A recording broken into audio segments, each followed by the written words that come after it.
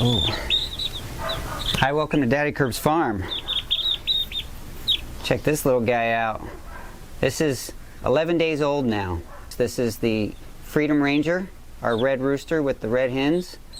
So he's an example of what those chickens are going to look like on our farm. He's got really nice size. But that's not what this video is about. I'm actually going to just take you to the garden and show you some of the things that are going on out there. Before we get into the actual garden space, I wanted to give you a little update about the sweet potato garden. This is the round bed made from the old stock tank, and it is just completely full of vines. They have grown up and spilled over. The goats and chickens and ducks are eating off the outside, which is fantastic, and the inside is just filling up with sweet potatoes and vines. Well, vines anyway. I'm hoping for a lot of sweet potatoes, but that'll be later. Now that we're in the garden, I want to show you the difference between these three garden beds. Each of them are the same 4-foot by 10-foot raised bed garden, and this season they were utilized basically the same way. They had a row of tomatoes and then some other small plants on the south side of them. The tomatoes are on the north side of the bed and the other plants were on the south side. So now, after the tomatoes are done, this is what the tomatoes look like after a season. They all just basically die off. There's not much we can do about it here in the Texas sun. Come July, August, the tomatoes are just done. You can't put enough water on them to keep them going. So I cut them out. This one I left really so you could see it in video for demonstration. But over here and here, I've prepared the beds for the winter garden, or I'm going to leave it for the next spring. So I'm going to show you the differences and tell you how I prepared these beds. So in this garden bed, I scraped the top layer of mulch that was in here back, and I added compost, and then I put the mulch back on top. So we have a good 2 inches at least of mulch on top that's already composting down. Lots of good compost underneath that. So this bed is going to be well prepared for the winter garden. But I didn't want to waste all that time and have nothing growing, and I found out this year that Texas, you can grow corn twice a year. You can start them early in the spring, and you can also start them in July for a second season. So I decided to try that. So not all of them sprouted. I ended up with 5 corn plants. You know, it's just fun to try. Maybe it'll work, maybe it won't, but I want to show you something interesting over here. I've read that you should not plant your tomatoes and your corn very close to each other because they don't like growing together. I don't know a whole lot about companion planting. I just like to plant and observe, but I didn't even have to do this one. This tomato plant is a volunteer. One of the tomatoes that was growing here dropped and got caught in the compost and mulch, and it decided to grow, and it's directly next to one of the corn plants. Now, interestingly enough, this corn plant is at least half the size of the others. Now, is that because it's next to a tomato, or because it just got less water, less nutrients, or less sun? I don't know, but I find that the fact that it's next to the tomato and it's so much smaller is pretty interesting. On the other end of this same bed, I decided to go ahead and put some of my potted plants, because when I water these and I have holes in the bottom of the pots, that water was just running out into the pathways of the garden. Well, I figured if I could just put them up into this bed, that water would be utilized in the buckets and then would just soak into the bed after they're done. Now, the second bed here was kind of the same as that one, except when I scraped all the mulch off the top, I went ahead and put that mulch in another bed. I decided to mulch the top of this one with some hay bedding that came out of the goat pen, the pen that the goats and ducks are being housed in right now. But before I put that mulch down, I covered this bed with a nice layer of compost and chicken manure. I'm not going to grow in this bed this winter. I'm going to let this one sit and start next spring, because that chicken manure, and I put quite a bit in here, is way too hot, and I don't want to burn up any of the plants that I try to grow. This third bed is the most neglected. I basically let the tomatoes die, and I haven't done a thing to this. I haven't added any compost, or I quit watering it, and I haven't scraped any of the top layer off. It's just sitting here dead.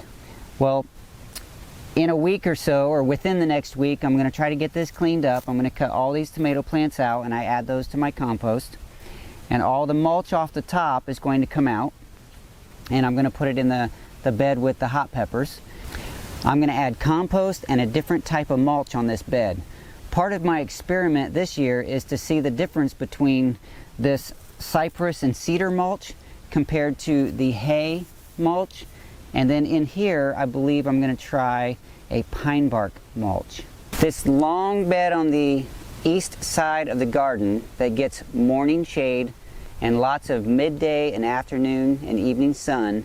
The goal for this is eventually that it's going to be all perennial. I'm not going to do any annual gardening, except maybe a little bit around the bases of perennial plants, but it's mostly going to be just larger plants that I don't have to tend to as much as the annuals. I don't know exactly what all of those plants are going to be yet, but that's the goal. I already have a small section of Swiss chard started, and on the very end I planted a kaya. Let's go down there and I'll show you that. Yesterday I put the kaya plant in, and I'm really excited to grow this. I let it kind of sit too small, stayed in the pot for a long time. It was in the greenhouse, and then it was just in some of the areas where I was watering my potted plants. I decided to go ahead and get it in the ground and start growing this plant up, because these leaves are very good, high nutrition, good for your digestion. At least that's what I've read, and the gardener who gave it to me swears by it. She says it's very good for your gut health. So this is going to grow up to be about 6 feet tall, and it's going to fill out like a shrub. This whole corner of the garden is going to be full of kaya. Directly in front of the kaya is my small area of Swiss chard. Swiss chard can be perennial. It starts to grow these long roots. I don't know what that section is called, but it's kind of a root above the ground, and it just keeps getting longer and thicker every year, and then the Swiss chard grows out the top. Over here I decided to try an experiment and cut one off and plant the top of it to see if I can divide it like that. So far the top does not seem to be showing any growth, and maybe it'll die. However, look at the bottom part. There's several leaves poking out of this bottom part. So even if the top gets cut off, I'm confident that it's going to continue to grow some Swiss chard. Just move around the garden a little bit. I want to show you some of the things that are still growing and producing, and some of the other things that I'm just playing with. So in this bed back here is the peri-peri peppers, and they have produced a lot of peppers this year. I've made my homemade chili powder and also some fermented hot sauce. The chili powder video is available. You can go look at that.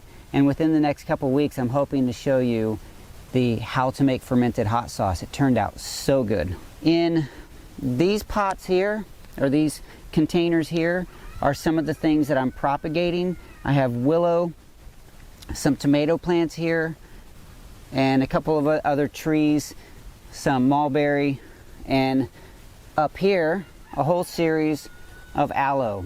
I decided to take some aloe plants that a friend gave me and divide them and see how many plants I could get out of it. Down here on this end is the what is now a perennial hot pepper bed.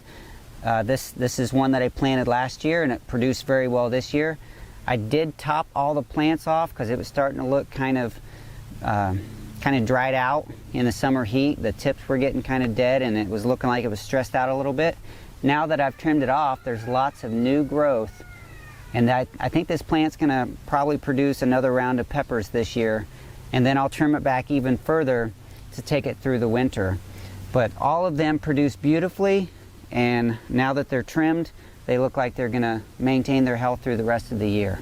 This little section of my garden right here has been, for me over the last few weeks, a source of entertainment because I like to propagate things. I like to see if I can start new life from cuttings or whatever, mostly cuttings lately. So this is my experiment. So what I have here is like an old drink carton.